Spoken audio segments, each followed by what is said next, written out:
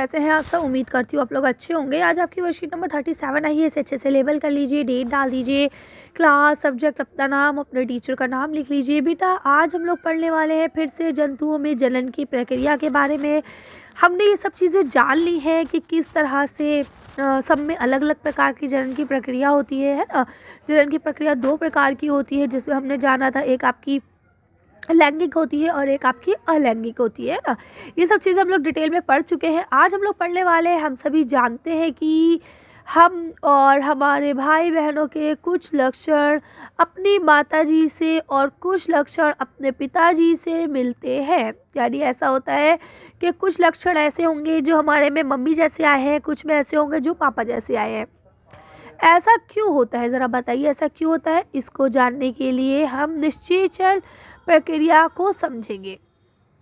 तो क्या बोलते हैं निश्चेचन होता क्या कहते हैं, नर युगम यानी शुक्राणु और मादा युगम यानी अंडाणु के संयन की क्रिया को निश्चेचन कहते हैं। जिसमें ये आपस में आके, ये देखिए यहाँ देख रहे हैं ना, ये आके जब आपस में फर्टिलाइज होता है, ये दोनों आपस में एक दूसरे से मिल जाते हैं, ठीक है, और इनकी प्रक्रिया शुरू होने लगती है। निश्चेचन 2 प्रकार के होते हैं, एक आंतरिक निश्चेचन, दूसरा बाहरी निश्चेचन। अब कैसे कहते हैं आंतरिक निश्चेचन, आंतरिक निश्चेचन वह क्रिया है जिसमें नर युगम व मादा युगम का संयन मादा के शरीर के अंदर होता है, आंतरिक निश्चेचन कहलाता है।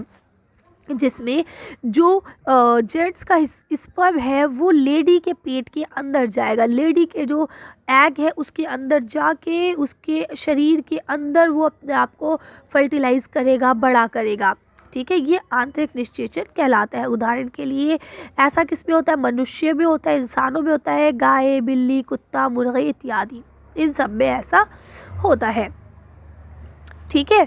लेकिन अगर हम बात करें बाह्य निश्चेचन की, ठीक है, तो यहाँ लिखते हैं वे निश्चेचन क्रिया जिसमें नर युगम व मादा युगम का संयन मादा शरीर के बाहर होता है।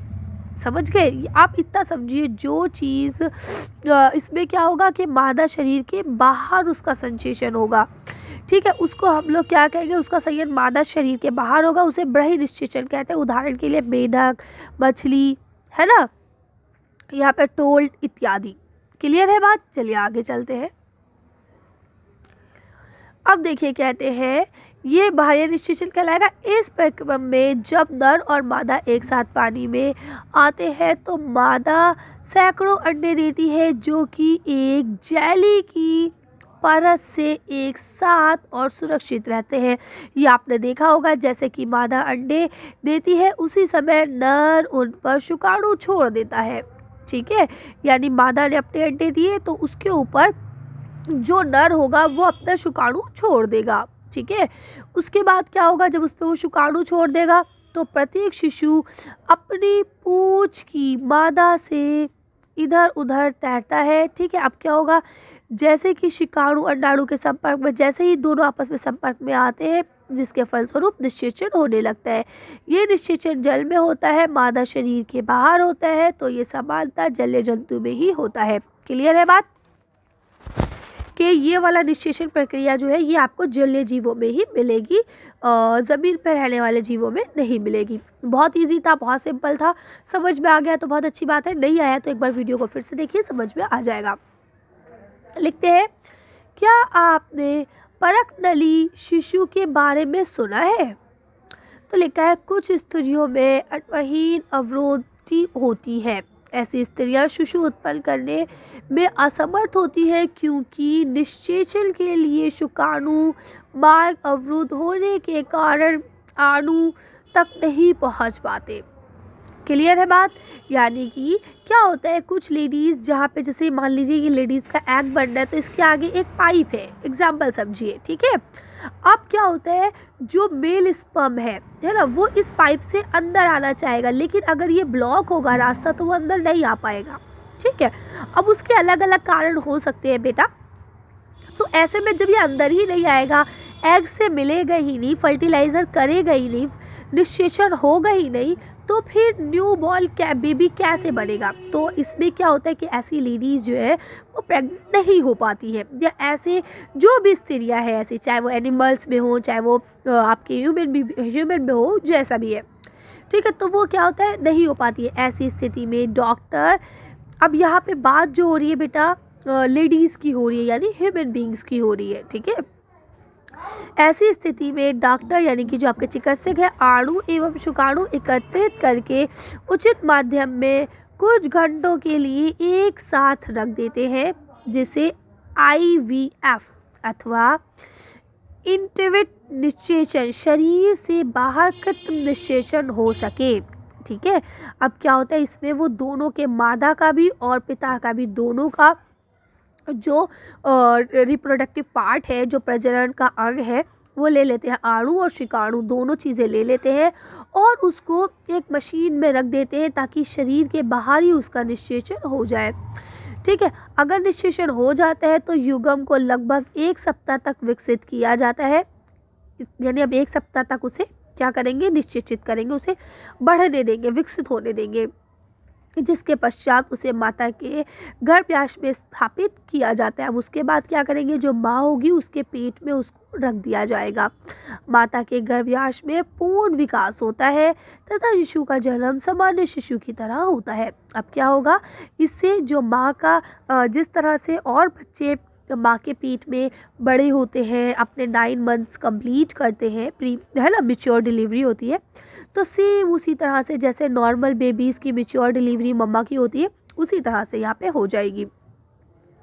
इस तकनीक द्वारा जन्मे शिशु को क्या कहते हैं हम लोग, परखनली शिशु कहते हैं। ठीक है, ये एक मिथ्या है कि शिशु का विकास परक नली में होता है। ठीक है, यानी कि ये सिर्फ एक मिथ्य है, ये सिर्फ एक कहानी है कि वो परक नली में पैदा हुआ है, परक नली में उसका विकास हुआ है, असल में वो मम्मा के पेट में ही विकसित होता है। क्लियर है। अब देखिए यहाँ लिखा है, निम्नलिखित प्रश्नों के उत्तर दीजिए। पहला लिखा है निषेचन किसे कहते हैं, चलिए आंसर देखते हैं। आप यहाँ से लिखेंगे, ये पिता से नर युग्म यानी शुक्राणु और माता से मादा युग्म अंडाणु के संलयन की प्रक्रिया है, जिसमें माता का और पिता का यानी नर और मादा दोनों के जो प्रजनन अंग हैं वो एक साथ मिलते हैं और वो डेवलप होना शुरू कर देते हैं। ठीक है, ये प्रक्रिया क्या कहलाती है, आपकी निषेचन कहलाती है। दूसरा लिखा है आंतरिक निषेचन व बाह्य निषेचन में कोई 2 अंतर बताओ, तो चलिए इसका आंसर देखते हैं। तो देखिए इसमें मैंने इंग्लिश और हिंदी दोनों का साथ में लिख दिया है। इंटरनल फ्यूजन किसे फर्टिलाइजेशन किसे कहते हैं और एक्सटर्नल किसे कहते हैं, आंतरिक और बाहरी किसे कहते हैं। ठीक है, तो देखिए यहाँ पे मैंने 4 डिफरेंस लिखे, आपको कोई 2 लिखने हैं। ठीक, यहाँ देखिए लिखा है कि इसमें नर और मादा का जो युग्म है उसका संलयन कहाँ होता है, शरीर के अंदर, जबकि इसमें शरीर के बाहर। तो यहाँ देखिए लिखा हुआ है इनसाइड द ह्यूमन बॉडी और इसमें क्या लिखा, आउटसाइड द ह्यूमन बॉडी। एक चीज़ जो भी हमने पढ़ी। दूसरी चीज़ इसमें क्या है, एक महिला साथ ही निषेचन अंडे या पूरी तरह से विकसित युवा देती है। ठीक है, इसमें क्या होता है, अंडे दे देती है, निषेचन बाहर होते रहते हैं। ये वही चीज़ है कि या तो पूरा अंडा देगी या फिर यंग वन को जन्म देगी, जबकि इसमें क्या होगा, अंडे दे देगी, अब निषेचन बाहर होता रहेगा।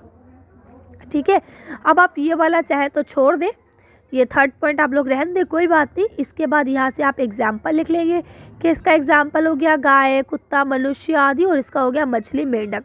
ठीक है, यहाँ पे ये लिखा है, तो इससे आप लोग कर सकते हैं। चलिए तो आगे पढ़ लेते हैं। रिक्त स्थान को पूरा करो, यहाँ आपको 3 रिक्त स्थान दिए गए हैं। चलिए इसका आंसर भी देख लेते हैं।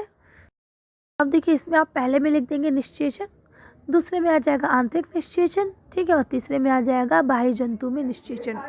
ठीक है, कर लेंगे। चलिए आगे पढ़ते हैं। 4th क्वेश्चन लिखा है IVF का पूरा नाम क्या है, बताइए। लिख सकते हैं IVF की या फुल फॉर्म या पूरा नाम क्या है, इसे हम बोलते हैं इन विट्रो निषेचन। ठीक है, लास्ट क्वेश्चन है बाह्य निषेचन करने वाले 2 जंतुओं के नाम लिखिए। तो पहली बात तो आप इस चीज़ को याद रखिएगा कि ये मुख्यतः पानी के जीवों में ही होता है। ठीक है, अब आप 2 नाम लिख सकते हैं। चलिए आंसर देख के वीडियो को फिनिश करते हैं। क्या आप इसका आंसर लिखेंगे, मछली और मेंढक ऐसे 2 प्राणी हैं जो बाह्य निषेचन करते हैं। ठीक है, लिख लेंगे। चलिए तो अच्छी वर्कशीट को हम लोग यहीं खत्म करते हैं। अच्छी वीडियो में बस इतना ही। अगर आपको हमारी वीडियो पसंद आई हो तो प्लीज़ इसे लाइक और शेयर करें। अगर अभी तक आपने हमारे चैनल को सब्सक्राइब नहीं किया तो प्लीज़ हमारे चैनल को सब्सक्राइब करें। Thank you for watching.